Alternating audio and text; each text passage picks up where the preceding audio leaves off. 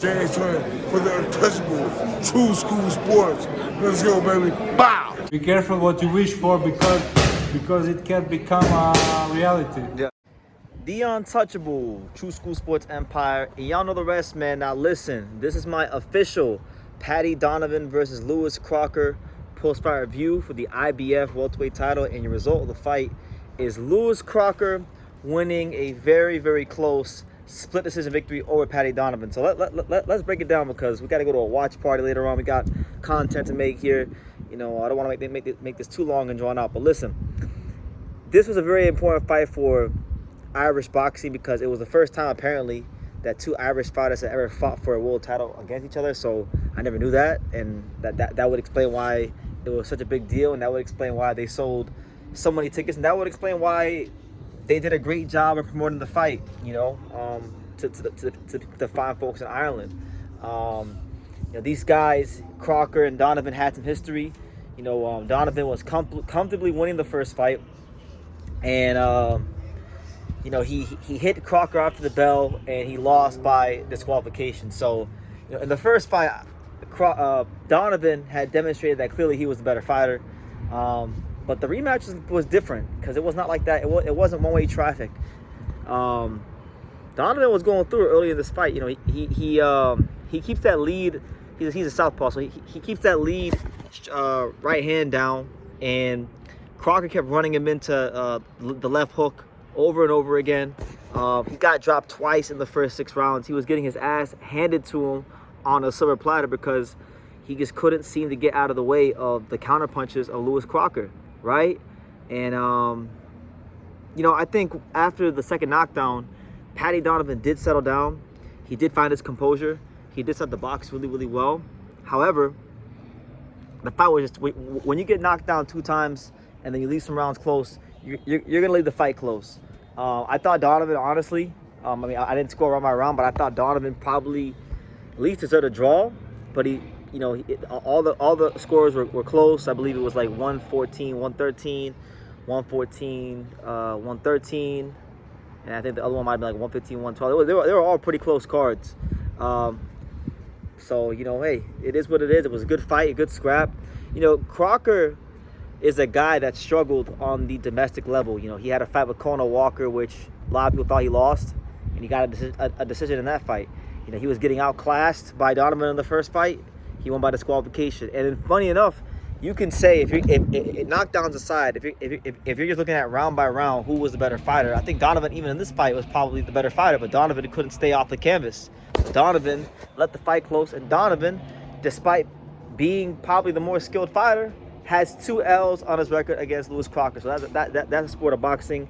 Things can change at a moment's notice, and better days ahead. I'm sure it's heartbreaking for Andy Lee because I know that Donovan is like his first or one of the first fighters he's ever trained, and this would have been a big deal to him if they would have won. But you know, they didn't win. Crocker gets the nod. He runs his record up to 22-0 with 11 knockouts, and he is now your IBF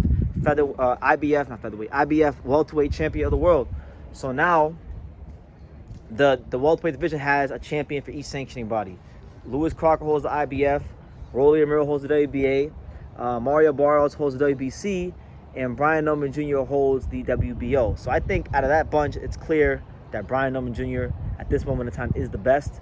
And I think the winner of Brian Norman versus Devin Haney will have a legitimate claim to being the best welterweight in the world. You know, Lewis Crocker, good fighter. I think he is a solid fighter. I think he's got good timing. They got to be very careful how they match him because I think they match him too aggressively, he loses that belt quickly. But you know what's funny is I think, you know, Crocker versus a guy like Barrios, even a guy like Rolly, I think those are actually good fights. I think those are all fights that are competitive fights. Only guy I think that has a belt that will blow him out is Brian Norman Jr. I think Brian Norman Jr. will beat the brakes off of Lewis Crocker. But the division is still wide open, guys. It's still very wide open. I was even saying on Twitter, I think that Jin Suzuki could stop both these guys. I really do. And if I was Jin Suzuki, I would go the IBF route and I would try to fight Lewis Crocker because it's a way better style matchup for him than a guy like Brian Norman Jr. was. I'll tell you that much right now. But nonetheless, man, congrats to Lewis Crocker. I'm sure it's great for him. A guy who struggled and been an up and down fighter on the domestic level in terms of performance, but he's been able to win, whether it be justly or unjustly. Some people might even say that this fight was unjustly, but it just goes to show you that in boxing, you got to always be in the millisecond. And unfortunately, for Paddy Donovan, even though he's the more skilled fighter, he just wasn't concentrated enough for long enough to fully exhibit that he was better than Lewis Crocker. So the good thing for Paddy is this division's wide open, and he could always come again and get his chance to fight for the title again. But right now, it's Lewis Crocker's time. He is the champion, and we'll see what happens next. I'm not sure what happens next, but I definitely think if you look at it on paper, the welterweight division, which is traditionally a glamour division, I think this is the weakest it's been in years. It's one of the weakest, most wide open welterweight divisions in my entire life as a boxing fan. So, you know, the good thing is all these champions like Barrios, Norman, Rolly, all the contenders as well, they all have a chance to change the narrative and become the man. Like if you're someone in this division, you can become the man if you are truly good enough. But nonetheless, I don't want to ramble too much longer. Good fight.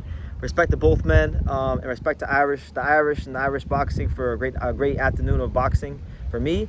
And yeah, we now shift our attention to Canelo Crawford. So guys, I'm not sure, there won't be any live during the fight. I think I'll probably go live after the fight, but expect a lot of YouTube shorts during the fight. So stay tuned to my YouTube shorts. I will be live for Inoue versus Akhmadaliev, so definitely tune into that, and a lot of content here on True School Sports. But yeah, congratulations to the new IBF champion, Lewis Crocker. Leave your comments down below. Make sure you guys take the time to subscribe, like I say in every single one of these videos. You can love me or you can hate me, but I'm just here from being here. So until next time, take care. Thank you for watching another video on the untouchable True School Sports Empire. For more great boxing content just like this, make sure you guys stay tuned and subscribe. You won't be disappointed.